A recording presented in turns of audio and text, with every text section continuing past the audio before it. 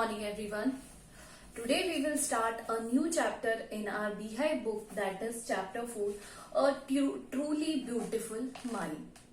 This chapter is based on the famous physicist, that is Albert Einstein. You have already heard about Albert Einstein in your previous classes or from any newspaper or internet. You have heard about Albert Einstein, that he is a very known physicist. Let's get started. Before you read, we will start from before you read. Who do you think of when you hear the word genius? जब कभी भी आप word genius के बारे में सुनते हैं तो आपको सबसे पहले किसका ख्याल आता है? Who is a genius? Basically, who is a genius? कौन genius है? Whose qualities do you think a genius has? What qualities, किस तरीके की qualities होती है एक genius student में? We shall now read about a young German civil servant who took the world by storm about 100 years ago.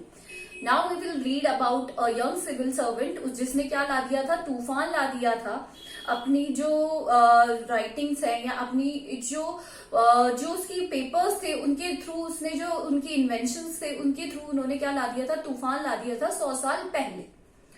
In the summer of 1905, the 26-year-old published in quick succession 4 groundbreaking papers. मतलब अपनी 26 years age में ही उन्होंने 4 बड़े बड़े papers publish कर दिए थे. That are about light, the motion of particles, the electrodynamics of moving bodies, and the energy. His work took up only a few pages in scientific journals, but कुछ उनका जो वर्क था वो कुछ ही journals में पब्लिश हुआ था. But change forever our understanding of space time and the entire cosmos, entire world, जो हमारी थिंकिंग थी उसको एकदम चेंज कर दिया था. And transform the name Einstein into a synonym for genius. मतलब सिनोनिम बना दिया था कि जीनियस का दूसरा नाम ही क्या है, आइंस्टाइन है. मतलब उन्होंने सिनोनिम बना दिया था इस चीज को.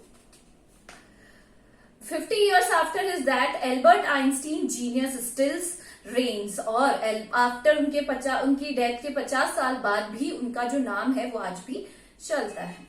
We will start with first paragraph. Albert Einstein was born on 14th March 1879.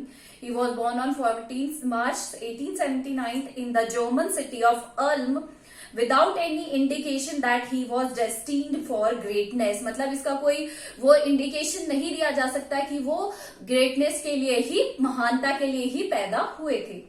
On the contrary, on the opposite side, his mother thought Albert was a freak. A freak उन बच्चों के लिए आता है जो सबसे अलग होते हैं या जिनका मेंटल टेम्परामेंट ठीक नहीं होता है, उनके लिए यूज में आता है फ्रीक. बट उन्हें तो ये लगता था कि I am born with some special powers. But उनकी जो मदर थी उन्हें ये लगता था कि ये बिल्कुल सबसे अलग है. यहाँ पे मीनिंग दिया हुआ है, a word used to disapprovingly talk about a person who is unusual and doesn't behave, look और थिंक लाइक अदर्स. मतलब जो दूसरों से टोटली डिफरेंट है.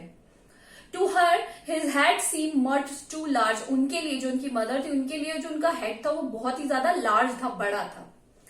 At the age of 2.5, 2.5 साल की उम्र में आइंस्टाइन still wasn't talking. मतलब यूजुअली जो बच्चे होते हैं they started talking in 1 year, 1.5 year, but 2.5 years होने के बाद भी he was not able to talk. When he finally did learn to speak, he uttered everything twice. जब उन्होंने बोलना सीखा तो वो हर चीज को 2 बार बोलते, मतलब रिपीट करते. Einstein did not know what to do with other children. उन्हें ये नहीं पता था कि जो दूसरे चिल्ड्रन है उनके साथ how he mingle up with them, उनके साथ कैसे बात करे. And his playmates call him brother boring. और उसके जो साथ वाले थे वो उन्हें क्या कहते थे, brother boring.